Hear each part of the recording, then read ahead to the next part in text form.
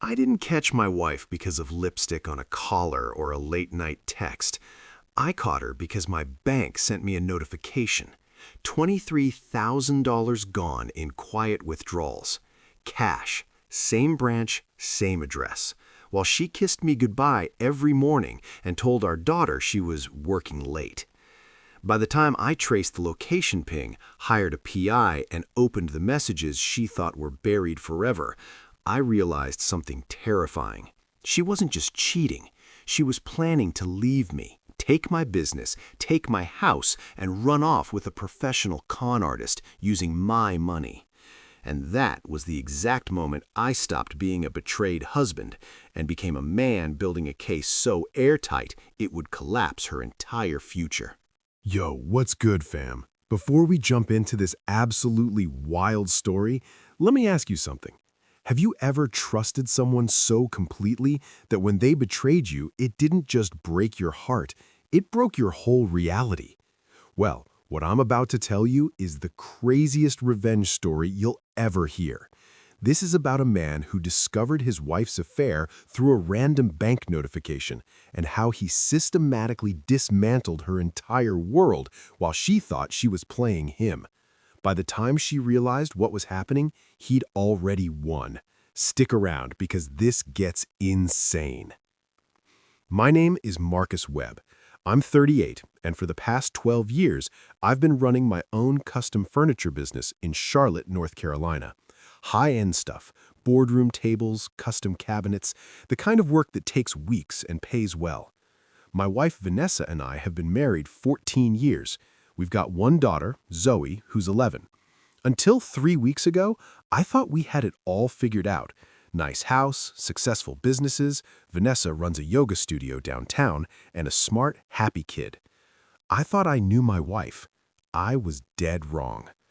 It started with a text from my bank at 2:47 p.m. on a Wednesday. Your joint savings account has been accessed. Transaction, $4,500 withdrawal. I was in my workshop finishing a walnut dining table. The notification caught me off guard because Vanessa and I had an agreement. Anything over $500 we discussed first. $4,000 was way past that threshold. I called her, she didn't answer. I left a voicemail, then went back to work. But something nagged at me. The bank branch she'd used was 10 minutes from our house in the opposite direction of her studio.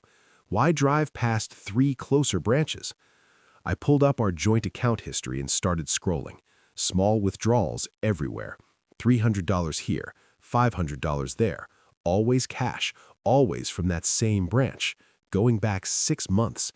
I added them up. $23,700. $23,000 pulled from our savings, and I'd never noticed because Vanessa handled day-to-day finances. I focused on business accounts. She managed household stuff. We trusted each other. Or I trusted her. I screenshotted every transaction. 12 years of running a business taught me to document everything before reacting. Evidence first, emotions second. Then I opened our family location sharing app. Vanessa's dot showed her at an address I didn't recognize. Not her studio, not the bank, nowhere near where she should be. I copied the address into Google Maps. A residential address in Dilworth, one of Charlotte's pricier neighborhoods. Property owned by someone named Derek Cunningham. I didn't know any Derek Cunningham, but I was about to find out everything about him. I sat in my workshop for 10 minutes, just breathing. Not panicking, just thinking. Maybe there was a logical explanation. Maybe Derek was a client. Maybe this was all some massive misunderstanding. But $23,000 wasn't a misunderstanding. That was intentional. I pulled out my phone and stalked Derek Cunningham on social media. Found him in 3 minutes. LinkedIn said he was a real estate investment consultant with photos of luxury properties and expensive suits. His Instagram was gym selfies, upscale restaurants, vacation pics from Turks and Caicos in Napa Valley. The guy screamed money. Then I saw it. A photo from 4 months ago. Derek at some charity gala, arm around a woman in a red dress. Caption, amazing night supporting local arts with this beautiful soul. The woman was Vanessa, my wife, at an event I'd never heard about, in a dress I'd never seen. This guy's hand on her lower back way too familiar. I screenshotted it, added it to my evidence folder. I went through Derek's posts more carefully. 3 of them showed restaurants where Vanessa claimed to be at girls' nights or business dinners. Same dates, same locations. I called my buddy James, who runs a PI firm. We went to NC State together, stayed close over the years. "Marcus, what's up?" James answered. "I need your help," I said, "and I need you to keep it quiet." Pause. "Cheating wife?" "I don't know yet, but I'm about to find out." 2 hours later, I was in James's office watching him pull up information on Derek that made my stomach turn. "This guy's got a reputation," James said. 3 different women filed restraining orders against him in the last 5 years. All claimed he was manipulative, controlling, financially abusive. Restraining orders? Yeah, one business partner accused him of embezzling. Charges dropped, but civil suits still pending.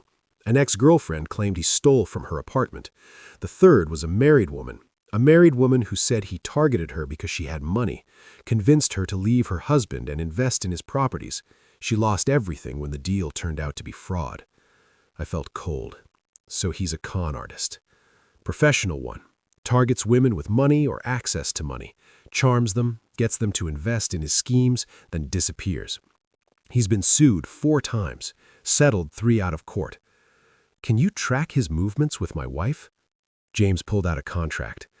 "I can, but Marcus, you need to be prepared for what I might find. I need to know, whatever it is." We shook on it. James said he'd start surveillance immediately, tracking Vanessa's movements, documenting everything. Professional evidence that would hold up in court. I drove home in a daze. Vanessa's car was in the driveway. I could see Zoe through the window, doing homework. Normal. Everything looked normal. I walked in, kissed my daughter, and asked, "Where's Mom?" "She's upstairs. She said she had a headache." I found Vanessa in our bedroom, lying down with a wet cloth over her eyes. "Hey, babe, how was your day?" "Fine. Got your voicemail about the withdrawal?" Her expression didn't change. Smooth as glass. "Oh yeah, sorry. My car needed repairs. Transmission issue. $4,000, can you believe that?" I nodded slowly. "That sucks. Which shop?" "That place on Independence. You know, the one Sarah recommended." "Cool. Did they say how long?" "Few days. I'm using the loaner." I looked at her, my wife of 14 years, lying to me to my face without flinching. "Feel better," I said, and walked out. Downstairs, I checked our insurance app. No recent claims, no transmission repairs. Nothing. The lie was so casual, so practiced, like she'd done it 100 times before. James called me 3 days later. His voice was grim. "Marcus, we need to meet." Not over the phone. I met him at a coffee shop in South End. He slid a manila folder across the table. "I'm sorry, man. It's exactly what you thought." I opened it. Photos, timestamps, locations. A complete timeline of Vanessa's movements over 72 hours. Tuesday, 2:15 p.m., Vanessa's car at Derek's house. Tuesday, 6:47 p.m., leaving Derek's house. Almost 5 hours. Wednesday, 11:30 a.m., meeting Derek at a restaurant. 2-hour lunch. Wednesday, 3 p.m., both entering a bank together, the same branch where she'd been making withdrawals. Thursday, 1 p.m., back at Derek's house until 5:30 p.m. Each photo showed them together, holding hands, his arm around her waist, kissing in his driveway. "There's more," James said quietly. I pulled Derek's financial records. He's been making deposits that match Vanessa's withdrawals. I think she's been funding his lifestyle. "How much?" "Based on what I can track, probably 60 or 70 grand over the last year." I closed my eyes. Our savings. Money I'd earned with my own hands. Money for Zoe's college fund, for emergencies, for our future. Gone. Handed to a con artist. "What do you want to do?" James asked. I looked at the photos again, at my wife's face, lit up with happiness I hadn't seen in months. "I want everything. Every transaction, every lie, every moment. I want a case so airtight she can't deny a single thing. James nodded. I'll keep watching, but you should also check your home.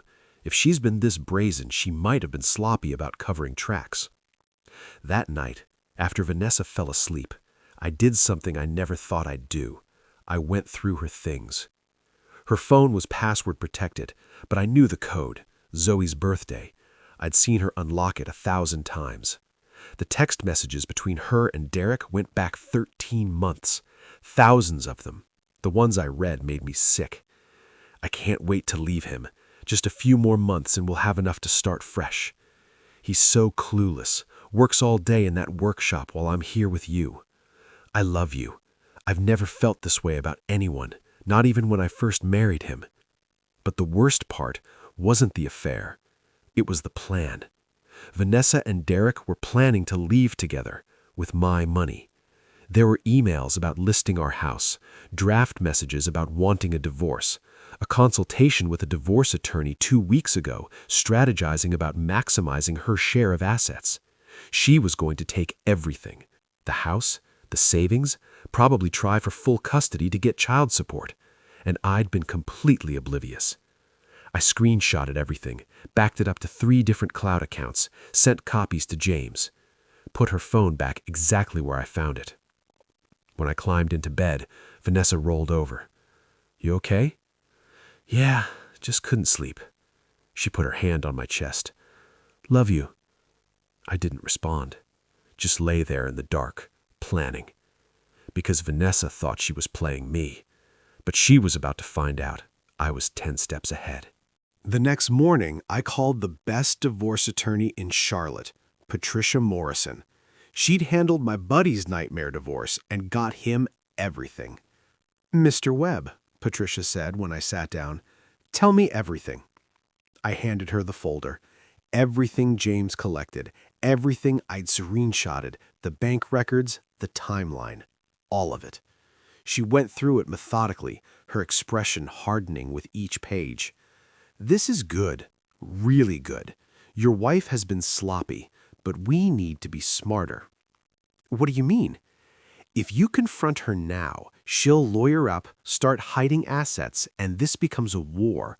But if we're strategic, we can handle this clean. Protect your daughter, protect your business, and make sure Vanessa doesn't get what she doesn't deserve. I'm listening. Patricia leaned forward. First, we secure your assets. You run your own business? Yeah, custom furniture, LLC, separate business account. Good. That's protected as long as it stays separate. Don't mix money. Don't use joint accounts for business from now on. Second, we document everything she's taken, every withdrawal, every transfer, every dime to Derek. That's marital asset dissipation. Judges hate that. What about Zoe? Custody. Does your daughter know what's going on? No, I haven't told her anything. Keep it that way. But Marcus, kids are smart. If Vanessa's been absent, if she's been prioritizing this affair over parenting, Zoe probably knows something's wrong. We'll talk to her school, her teachers, get statements about Vanessa's involvement versus yours. I thought about all the school events Vanessa missed. Parent-teacher conferences she skipped, Zoe's soccer games where I was the only parent there because Vanessa had work stuff. I've been the primary parent for months, I realized. Then we document that too. Who takes her to school? Who helps with homework? Who goes to appointments? Build a pattern showing you're the stable, present parent. I spent 2 hours with Patricia building a strategy. It wasn't just about winning the divorce. It was about protecting everything I'd built and making sure Zoe didn't get caught in the crossfire. When I left, I had a plan. Step 1, secure my business. Transfer remaining marital funds into protected accounts. Step 2, continue gathering evidence. Let Vanessa think everything was normal, while James documented every move.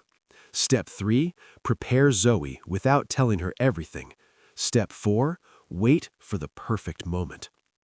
That night, I came home and acted normal, made dinner, helped Zoe with her science project, asked Vanessa about her day.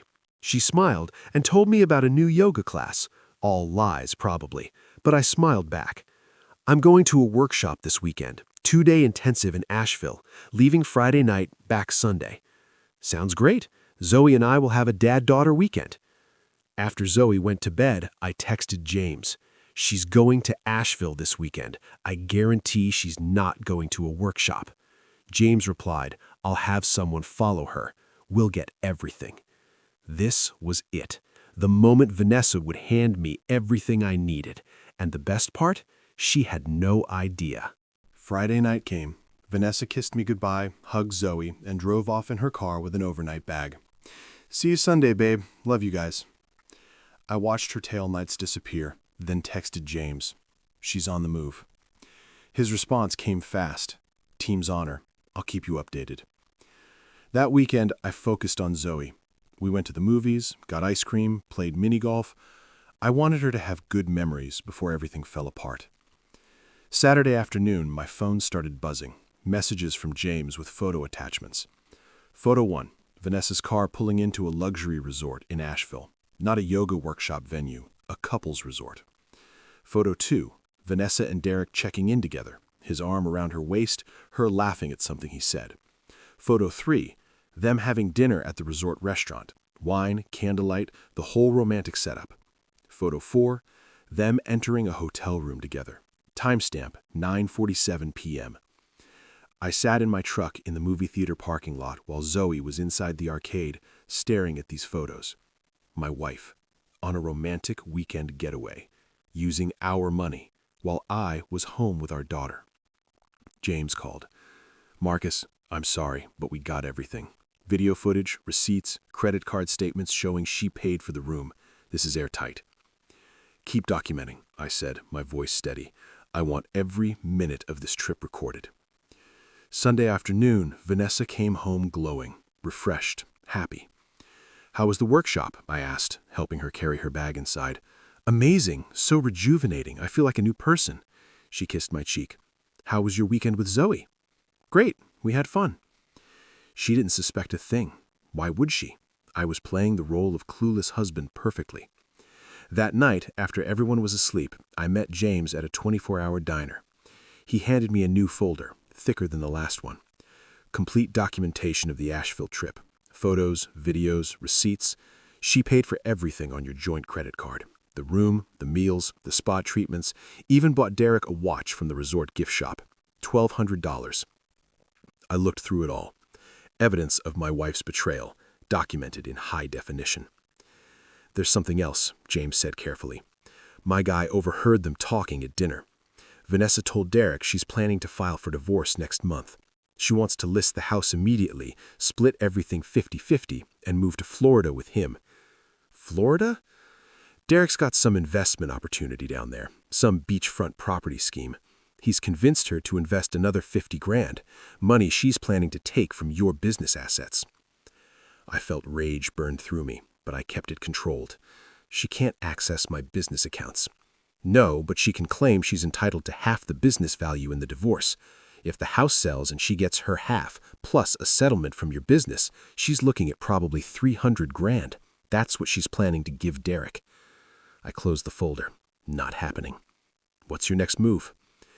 I confront her, but not yet. First, I need to protect Zoe. Make sure when this blows up, my daughter doesn't get caught in the blast. The following week, I did something that would change everything. I talked to Zoe's school counselor. Mrs. Reynolds had been Zoe's school counselor since 3rd grade. She knew our family, knew Zoe well, and I trusted her.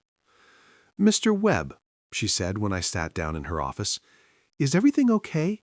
Zoe's been seeming a bit withdrawn lately. That's actually why I'm here. I need to tell you something, and I need your help protecting my daughter. I explained everything. The affair, the stolen money, the plan to divorce and move to Florida. I showed her some of the evidence James had collected. Mrs. Reynolds listened carefully, her expression growing more concerned. How much does Zoe know? Nothing. I haven't told her anything, but kids are perceptive. She's probably sensed something's wrong. She has, Mrs. Reynolds confirmed. She's been asking me questions, wondering why her mom misses so many school events, Why you're always the one who shows up. She thinks maybe her mom doesn't love her anymore. That hit me hard. I need to tell her the truth. Age-appropriate truth, but I don't know how. I can help with that, but Mr. Webb, when you do tell her, you need to make sure she knows this isn't her fault. Kids often blame themselves when parents split up. We spent an hour planning how to talk to Zoe. Mrs. Reynolds agreed to be available for counseling sessions as needed.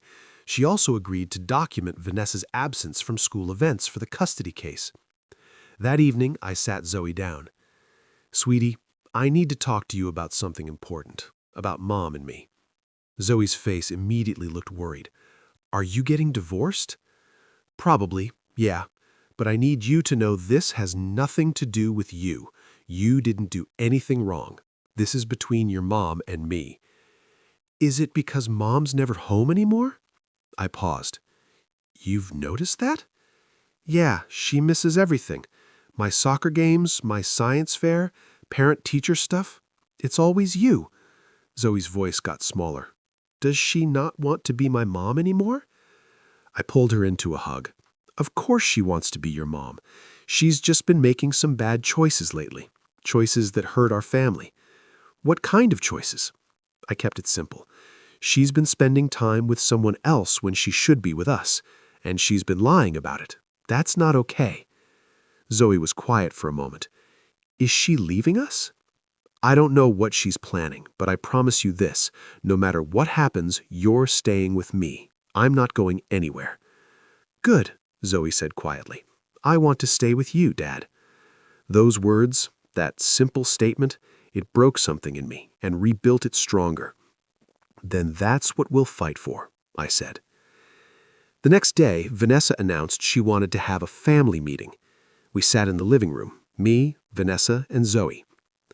"I've been thinking," Vanessa started, "about our family, about what's best for everyone, and I think we need to make some changes." I stayed quiet, letting her talk.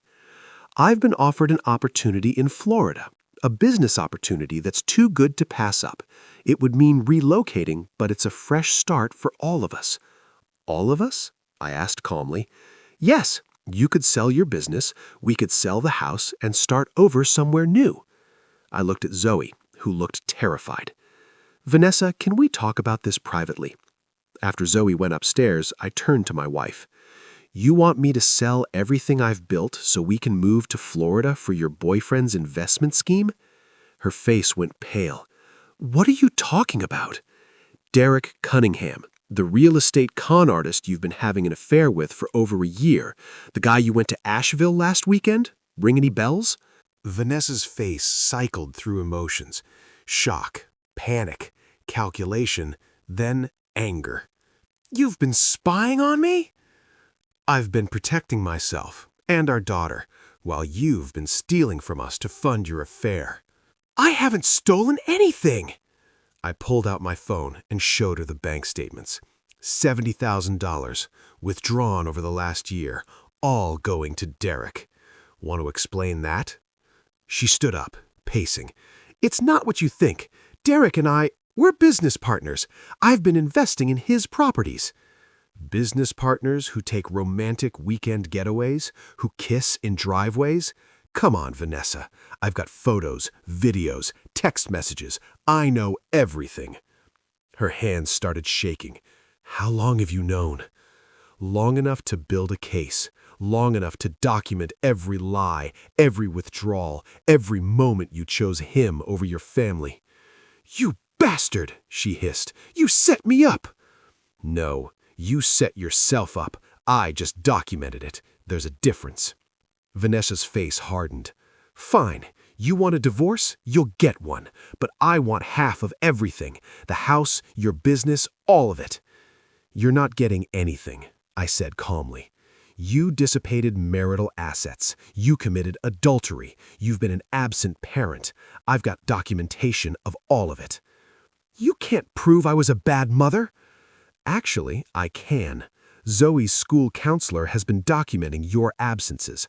Her teachers have statements about how you've missed every significant event for the past year. And Zoe herself told me she wants to stay with me." Vanessa's face crumbled. "You turned my daughter against me?" "No, you did that yourself, by choosing Derek over her, by lying, by planning to move her across the country for your boyfriend's scam." "It's not a scam." I pulled out more documents. Derek Cunningham has been sued 4 times for fraud. He's had 3 restraining orders filed against him. The Florida property, it doesn't exist. He's been conning you, Vanessa, and you've been too blinded by whatever he's selling to see it. She stared at the documents. "You're lying." "Call him, right now. Ask him about the lawsuits. Ask him about the restraining orders. I'll wait." Vanessa grabbed her phone with shaking hands. Called Derek. I watched her face as she talked to him, asking questions, hearing his responses. "You told me you were a legitimate businessman. You said those lawsuits were from bitter ex-partners. You said—" She stopped. "Don't you dare hang up on me. Derek? Derek!" She looked at the phone. "He hung up." "Because he knows I found out, which means the money's about to stop, which means you're no longer useful to him." Vanessa sank onto the couch, the reality crashing down on her. "I'm filing for divorce. I'm getting full custody of Zoe. You can fight it if you want, but you'll lose. Every piece of evidence I have will become public record. Everyone will know what you did." "Please," she whispered, "don't do this." "You already did it. I'm just making sure you face the consequences." I walked upstairs, leaving her sitting there, her perfect plan in ruins. The divorce papers were filed the next morning. Vanessa moved out 3 days after our confrontation. She went to stay with her sister across town.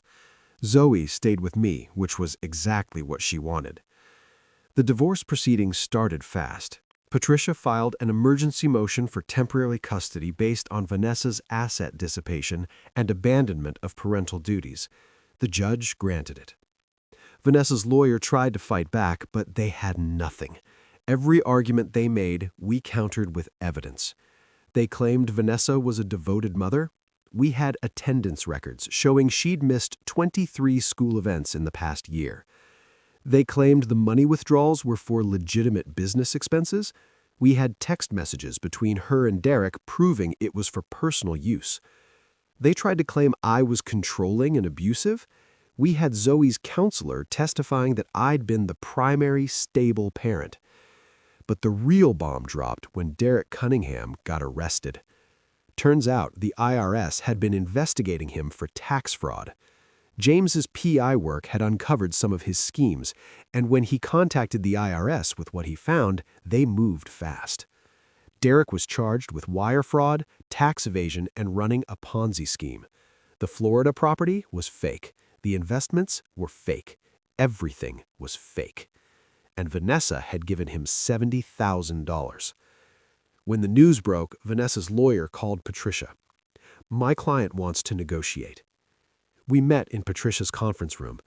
Vanessa looked like she'd aged 10 years. Dark circles under her eyes, hair pulled back in a messy ponytail, none of the polished appearance she usually maintained. "I want to settle," she said quietly. "I can't fight this anymore." "What are you offering?" Patricia asked. "Full custody to Marcus. I'll take supervised visitation. I'll sign away any claim to your business. I'll take responsibility for the money I gave Derek and pay it back over time." "And the house?" I asked. Vanessa looked down. "I'll sign away my claim. It was your family's house anyway. I never should have thought I deserved half." Patricia looked at me. This was my decision. "What about Zoe?" I asked Vanessa. "What do you want for her?" "I want her to be happy," Vanessa said, tears starting to fall. "I want her to have a stable home with a parent who puts her first. I know that's you, not me. I've been a terrible mother. I got caught up in something I thought was love, and I destroyed everything." "You did," I said, "but you're still her mother, and she needs to know you love her." 6 months after the divorce was finalized, something unexpected happened. Derek Cunningham's trial was set to begin, and the prosecutor's office contacted me. "Mr. Webb, we'd like you to testify. the assistant DA said. "Your wife was one of several victims in Mr. Cunningham's scheme. Your documentation of the financial transactions could help our case significantly." I agreed. Not for revenge, but because Derek had destroyed multiple families, not just mine.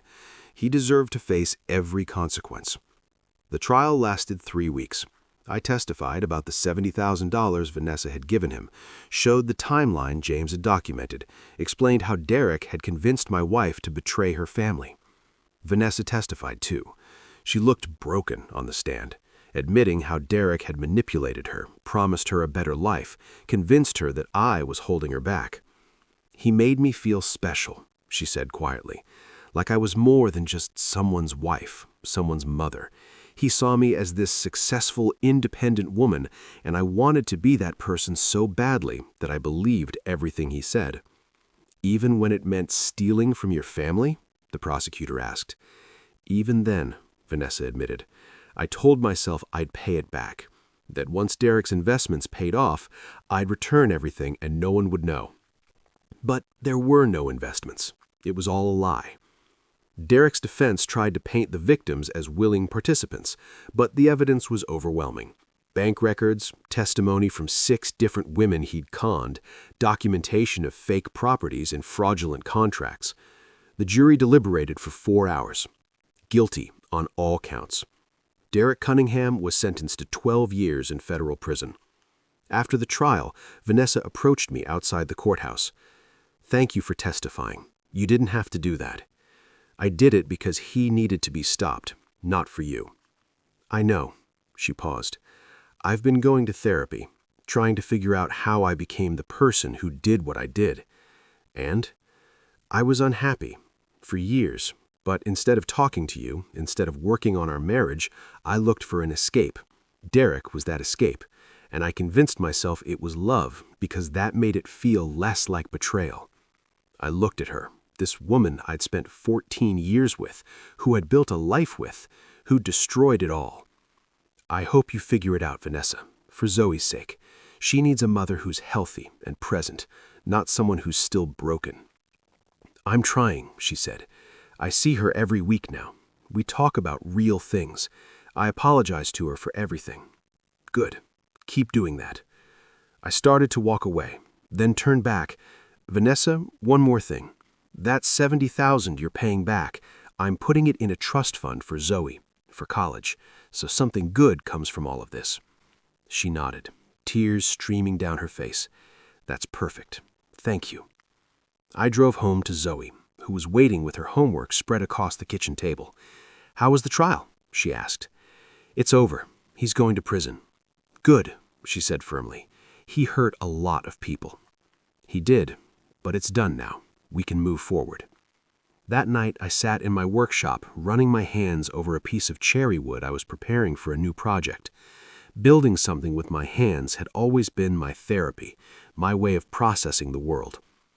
I thought about everything that had happened: the betrayal, the divorce, the trial, the pain and anger and fear.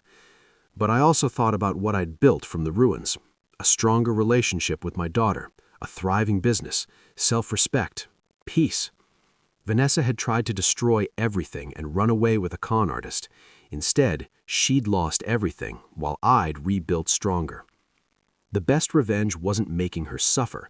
It was succeeding despite her betrayal.